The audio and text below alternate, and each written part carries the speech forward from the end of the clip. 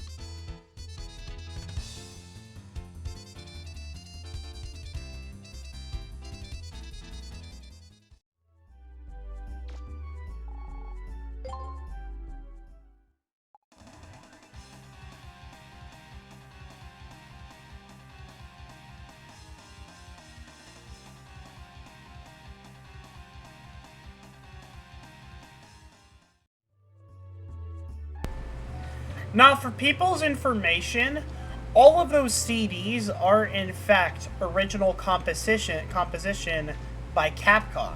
Capcom made all those discs, all those tracks. And look at this, we have a weird thing that says dash. Well, and then if we go to the side here, we see like a weird robot-looking thing. But if we interact with it. So this is that new game called Mega Man Legends. It looks pretty interesting. Yeah, we have Mega Man Legends, which is a playable game within the game, but you can't really play it.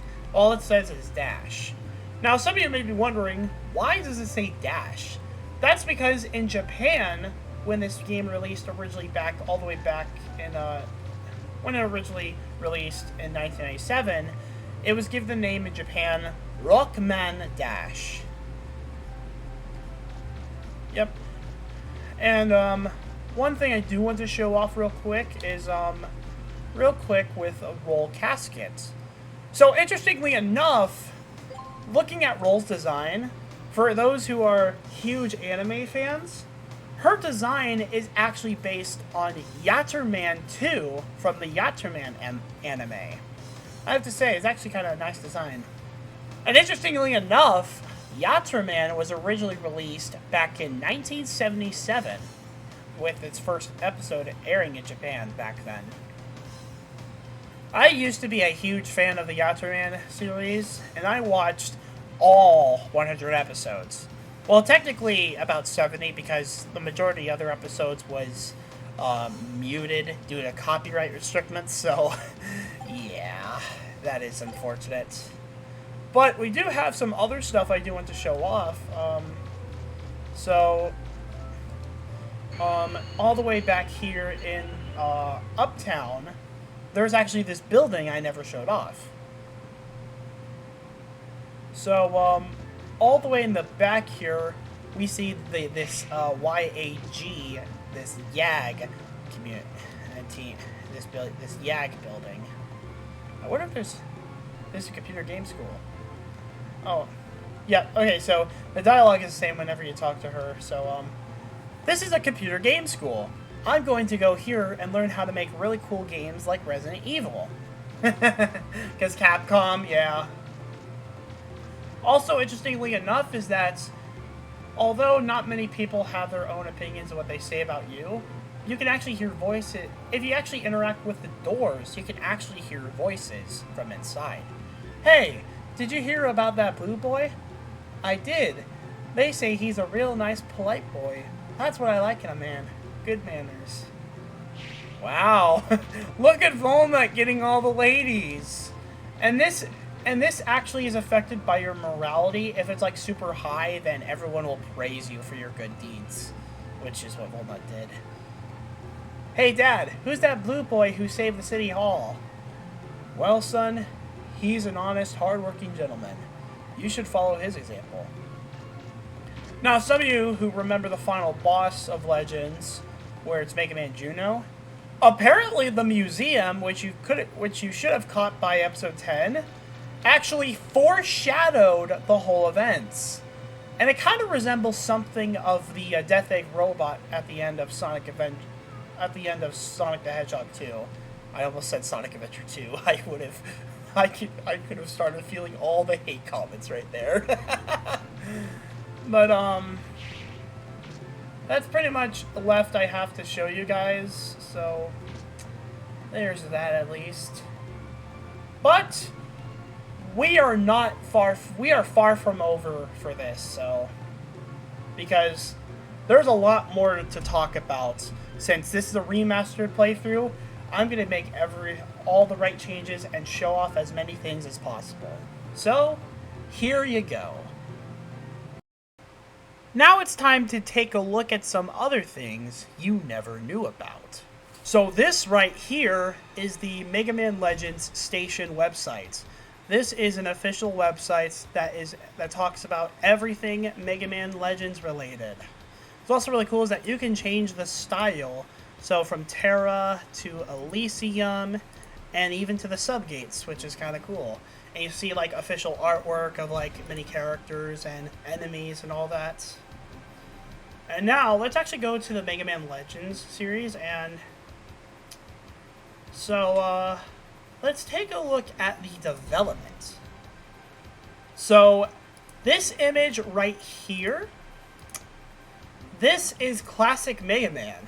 So originally, Mega Man Legends was called Mega Man Neo, and it was supposed to be a 3D game based on classic Mega Man. But eventually, development shifted, all that stuff. And here's some extra stuff. So, if this image should be familiar to you, if this image looks familiar, it should. This right here is the boss fight with Tronbon in her Philibot, or whatever it's called. I don't know how to pronounce the name. So as you can see here, the health meters and all that, they're completely different. So apparently there was a bar that showed experience points. So it could be that it was more of an RPG than how it was presented in the final product. We have the life energy and the damage output. So I guess that little dot pointing from the damage is supposed to go red when the shield is broke. But what's interesting is that, of course, with the exception of the active buster, apparently both the regular buster gun, like not just the special weapons, but the regular buster gun also had limited ammunition. Could this mean that you had to manually refill your buster gun energy? Well, I'm not sure. I have to say, it's actually kind of interesting.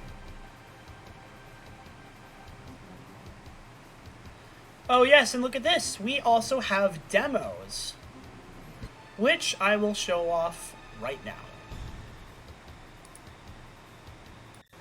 And this right here is the demo of the original Mega Man Legends. And this was released about a couple months before the final release in Japan. And this right here is actually interesting because this also features the earliest design of Mega Man Volnutt. As you can see, his model is actually a lot smaller. And his hair looks a little bit more different. So essentially, Volnutt's design was supposed to be a 10-year-old boy instead of 14 years old.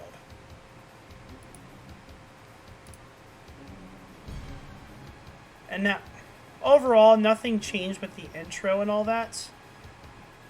But then we get to the Cardin Forest, and there is something that does change a little bit. Of course, with the dialogue that's not being present, and also Data's appearance showing more fleshy tips at his feet than how it was portrayed in the original version. But the biggest change has got to be the progression and also the models of some of the characters. And look at the junk store owner. He looks completely different and has a completely different expression with a solid black eyeballs. Yeah, kind of creepy, isn't it? But overall, the dropship is still the same. The serve bots are mostly the same. And overall, nothing from the outside looks completely different. But then we go to the Apple Market. And this is where the changes are super visible. So, shockingly enough, yeah, look how wide open space it is. And also the ladies have very creepy faces. Which is kind of... Not to mention that with the exception of the middle-aged men here with their weird goatees. Yeah, there's also not even animations whenever you kick trash cans to see if there's anything in them. See, there's also some other stuff that you never saw before. Oh yeah, and also, if you quickly notice on... Hold on. Okay, hold on. I have to wait for it to actually, like, line up and all that. You can see that something is definitely off. All the stores and all that are in completely different areas. Yet they still function, and God, the ladies look creepy with their smiles. Apparently, it was meant to be an open room you could see outside. But it was all turned linear. And also, this lady's supposed to have an orange shirt, but it's purple in this, which is interesting. We also have this lady who still has her animations. And also the CD store, or the music players, the record store, you can just walk through it. It's not its own room, which is interesting. We also have Jim over here. He's with his crew as well. And now we rescue the junk shop owner. And overall, nothing is different except for the bombs that these guys throw. Instead of being textured, they're just giant silver balls. Like, they don't have any textures or anything. Yet they still function the same, which is cool.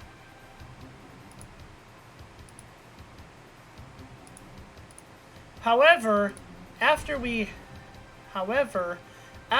player exits out of these ruins after saving the junk shop owner, something odd happens. Apparently, as soon as we get to this, after we finish saving the junk shop owner, we get sent straight to the boss fight with the pirates. Right here. And you can see that it starts off way earlier than in the initial story mode. But here's some interesting stuff here. Of course the drop ships, but I think in a part of the video, right here. This right here is a beta soda machine. And the fact that it looks like this is quite impressive. If I remember correctly, I think the creator of Delta Gal actually used this for his fan game of Legends.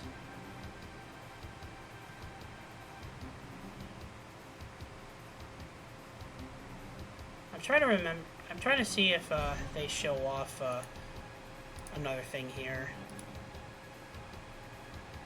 Oh yeah, what's also interesting is that, Yeah, you saw that right there? So you know how the blue key is, the blue Bloom Bear has the key?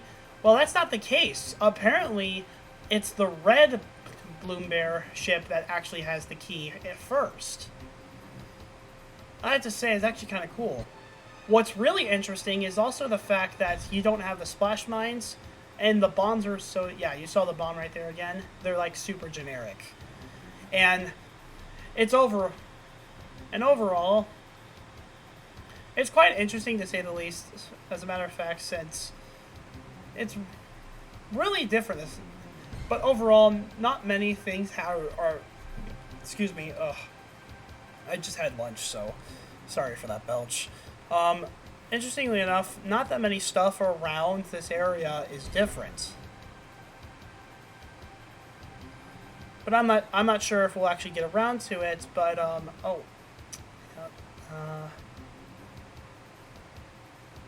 but yeah, so we're gonna be, so as you see the player following around and showing off this soda machine over here. I'm not sure if they'll show it in this, but right. Oh, wait, you saw that in a split second. Okay, right. No, we're not. No. Right there. Look at that. You see that in the back, right behind this maroon, clayish looking building? That's the Stripe Burger restaurant. So apparently, the Stripe Burger restaurant was actually meant to be a part of Catalog's Island this whole time. Yet, it was changed at the last second to be a part of a side quest. Quite interesting. But of course, nothing's too different. Some of the songs in this demo are a little bit odd as well, but overall, nothing is too different despite the order of everything being odd. And yeah, it then has this thank you for playing text, and yeah, that's pretty much it for the demo, which is interesting. What about the morality system in Legends 1? Now, one of the interesting things that I mentioned in previous episodes before is that, well, not me, but Volnutt explained it. There's actually a morality system, and you can choose Volnutt to be a nice guy or an absolute jerk to everyone. And that means including Roll and being ridiculous with Professor Barrel and all that. There are some things that do not work, like, as you can see from this old footage I got from, like, years and years ago. I was trying to kick the junk shop owner man to see if that would lower my morality, but I don't think it does. He does say a little ouch comment. But one thing that is interesting is that the quickest way to lower your morality is actually as soon as you reach the downtown area, because there's all of these vending machines. You usually have to pay like 100 zenny to get one of the beverages, but sometimes when you kick the vending machine, there can be a rare chance where a free drink will come out and will instantly heal you. Most times when you kick it, it actually breaks the machine, and when you kick it again when it's broken, it actually blows up. And this is considered an act of vandalism. And you can just keep, and if you like leave and come back, the vending machines that you break will also be restored, so you can keep doing this like on a non-stop basis. And you can just keep kicking it, and destroying it all so that your armor is like super dark. And another way to lower your morality even further is in the City Hall mission when you're trying to stop all the Bond's robots. You can leave the City Hall area in like shambles, like absolute shambles, and even destroy the newscast broadcaster ship thing. That can instantly lower your morality by a huge, huge margin, which is actually pretty cool. And during the boss fight with Tron, you can have her destroy all the buildings by letting her attack all the buildings. But the only thing that doesn't go down is the library, because it's the only building that can't be completely destroyed, which is kind of odd, I have to say. And of course, you don't need to, like, you can refuse to pay the damages and all that, so yeah, it's actually pretty interesting, to say the least, that you can do all this. No wonder. Mission complete? Megaman, would you be willing to explore the caves and dungeons on the island and see if you can find anything? What? And you call yourself a digger? How can you turn down an offer like that? What? And you call your... What? Yeah, and also there's another instance where the trunk of money, when we stop from the serve bots, you can actually choose to go to one of the exits instead of the professor's, so that way when you steal the trunk of money, like once you pick it up, you can, instead of going it to the professor, you could just leave right to one of the entrances and practically, you know, like exit, and you keep the money for yourself and you get 200,000. Not to mention that not many things really changed outside of dialogue, but like the painter, I told her that she needs some talent, not some red. Yeah. Now, of course, yeah, you can see like the multiple options, like when making it like turn red and like using red instead. Yeah. And eventually saying some talent, it just outright cancels the mission. Not many of the people will say bad things to you, but the people in the houses is here like, hey, did you hear about that blue boy? I did. They practically say he's positively a menace. But of course, none of the NPCs outside say anything crucial to you. Most of the times, the people say, like, if you don't do, like, specific side quests, the people just don't, you know... The people just don't say anything that mean to you at all, which is kind of interesting to say the least. All they say is the stuff that you would normally hear if you were like speedrunning the game and you didn't do any of the side quests. So, and then seeing like all the buildings in shambles. Not to mention, if your morality is like super low, the prices in shops are like ridiculously high. So, I know it's kind of ridiculous to say the least. But overall, not much of the cutscenes really changed that much. But like seeing like all of downtown completely destroyed, it's just amazing to say the least. Oh well. But of course, nothing really changes outside of that. The only difference being your appearance is that your armor may be a bit darker, and you may be a little bit richer. And that's pretty much all I have to say for the PlayStation version of Mega Man Legends. Yes, I said PlayStation version. I kid you not, I'm being serious. Yeah. Ladies and gentlemen, I present to you to Mega Man 64. Or the other 56 games go. Or the other 58 games go. Yeah, I know. We all made that joke before. So this game came out in the year of 2001. And this was on the Nintendo 64, licensed by Nintendo, no less. And what's interesting enough is that this came out 1 year after Legends 2, 2 years after Misadventures of Tron Bonne, and 3 to 4 years after the release of the original Legends. If all the other Legends games were released before this, then why was Nintendo wanting to build this one? I don't know. Maybe they were just too high to work on the N64 nowadays. Not to mention, it would actually make much more sense to have this game re-released for the GameCube, since that's right around the corner at this time.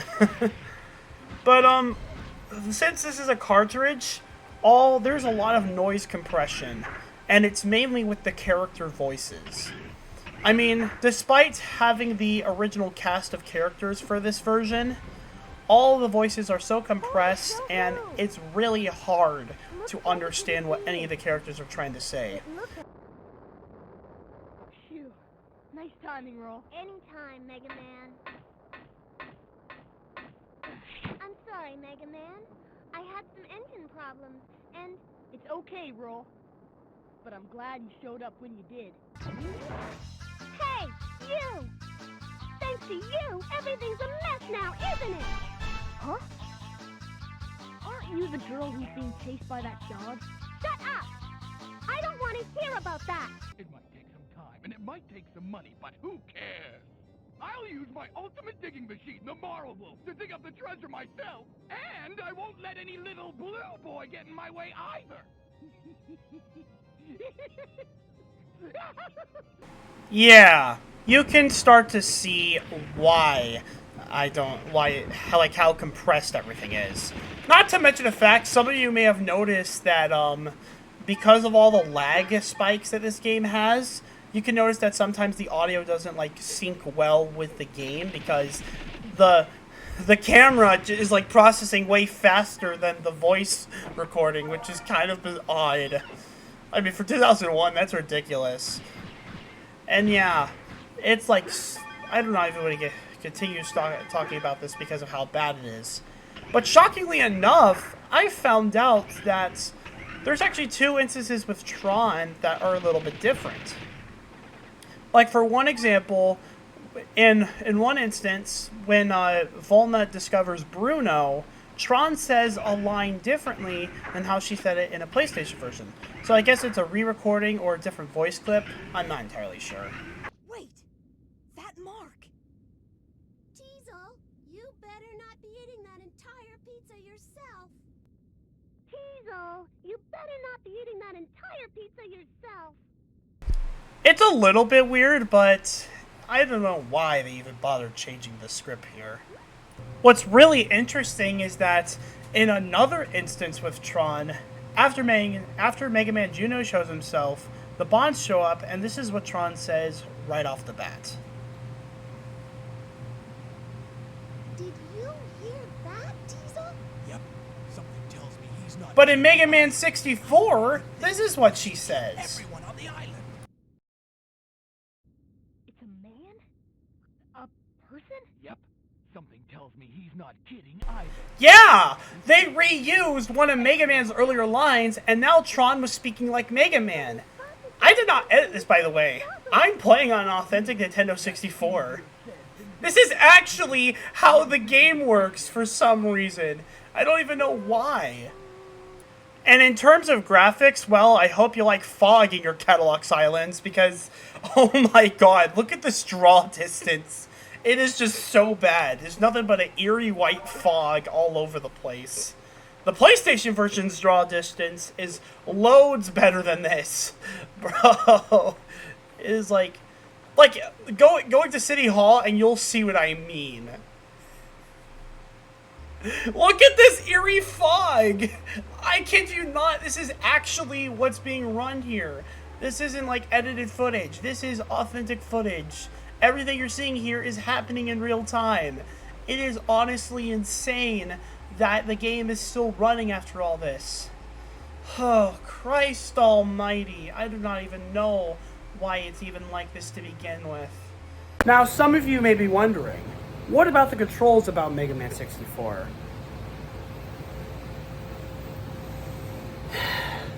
Do any of you really need to ask? So yeah, the Nintendo 64 controller. Only one shoulder button on each side. Do not even get me started.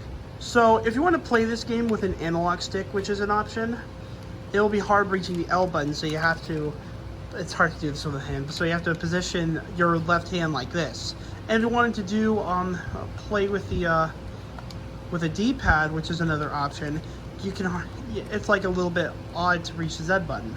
And you may be wondering, how exactly was Nintendo able to get away with so many limited buttons? Well, apparently both strafe buttons are used for lock-on. You hold L or the Z button, you strafe to the left. And if you hold the R button right here, you strafe to the right. But if you hold L and R or Z and R, like both L and R, or if you hold the Z button and R at the same time, that's how you do lock-on. And it works like that every single time I played it. Yeah. Ultimately, it's a very clunky system and a very clunky control scheme to boot. And here's some footage of me taking on the Marl Wolf. But what actually happens, the lock-on feature is a little bit finicky at times. Because there could be moments where, yeah, you saw that little shift I did where I strafed to the right. I actually did not plan to do that. What accidentally happens is that whenever I try to do lock-on, I accidentally let go of the left bumper, and Volnutt starts strafing to the right for some reason. He's just moving in directions, and I don't want him to. It's overall just a complicated mess, to say the least. Also, the game in the store is called Mega Man 64, haha. But what's also a bummer is that you can't play any of the CDs in the record shop. That's only a feature in the Legends, in the original Legends version. And also the computer game school where the girl referenced she was going to make cool games like Resident Evil, that building is gone. Like, of course, everything else in Uptown is still the same, but the computer game school is gone. I guess Nintendo didn't want to mention Resident Evil because it's a PlayStation game. But what's weird is that Resident Evil 2 came out on the Nintendo 64 before this. So all they had to do was change it to Resident Evil 2, and the building would still have some relevance here. But now, when you talk to the girl, she says something completely different. For a hospital, try the big white building. What? Okay then, that's odd. Now it's time for the most infamous scene of the game. As you may or not know, whenever Volnutt enters Roll's room, he accidentally sees her naked. But shockingly enough, there's something interesting about Mega Man 64 and the Japanese version of the game, and it's only featured in those two versions. So take a look at this, and you'll see for yourself. Hey, what do you think you're doing? Whoops. Get out of here now! Next time, knock before opening the door. Sorry, Roll. Mega Man just did a fist bump in success! When he exits the building after seeing Roll naked, he fist bumps in success! Why is this a thing, dude? Yeah, it's kind of weird why this port even exists in the first place. But you know what's even more interesting? The Mega Man 64 also butchers the ending theme in the credits. Unlike the original Legends, which had this original piece of music with, you hear the voice cast of like other lines from all the characters, you just get this. Take a listen for yourself.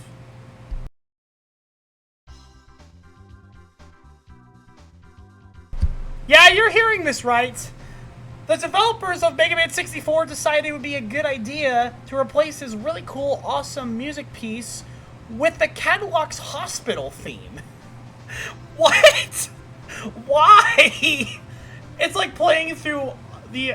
It's like beating Ocarina of Time on the 3DS, and then all you hear is the theme of, the Deku Tree theme. Like, that's all you hear at the credits. Like, But if you want to play this game for yourself, at least the N64 version, you've been warned. It looks worse, it sounds worse, and it plays worse. I know, it's kind of odd on why this does this, but it's Nintendo these days. I don't know why. But yeah. But luckily enough, if any of you have an account that is the exact same account for your PS3, like if you have a PS4 and a PS5, and you connect your account to a PS3, you can actually transfer all your funds from a PS5, then go to the online store to the PS3, and use like $40 worth to get all 3 games of Mega Man Legends 1 and 2, because by the time this video, I think it could only be a matter of time till the online store is gone forever, so you better buy them on the online store while you still can. So yeah. But that's been Mega Man 64. Now, since I showed off that Mega Man 64 had a different ending theme at the end of the credits, I forgot to mention that the original release in Japan back in 1997 were Mega Man Legends, or if you're from Japan and pronounce it by its original name, Rockman Dash, it has its own J-pop theme at the end of the credits that plays. And when Mega Man games get localized in North America, they take all that, they take out all the J-pop and replace it with other stuff. But yeah, I figured have the J-pop at the end so that you guys can listen to the ending credits theme of Mega Man Legends in Japan. But yeah, that's pretty much it for the extra video. I feel like I covered a lot more and recovered from my last attempt. But with that being said, this has been David X and Mega Man Volnutt, who is not here currently, with Mega Man Legends 1 Remastered. Leave a like if you enjoyed the video, comment down below your thoughts, suggestions, or what your favorite part was, and don't forget to subscribe and turn on notifications so you never miss future videos from me or Mega Man Volnutt. Anyways, with that being said, hope you all enjoyed. Enjoy the J-pop at the end. And coming up next will be Episode 1 of Mega Man Legends 2 Remastered. We will see you all next time.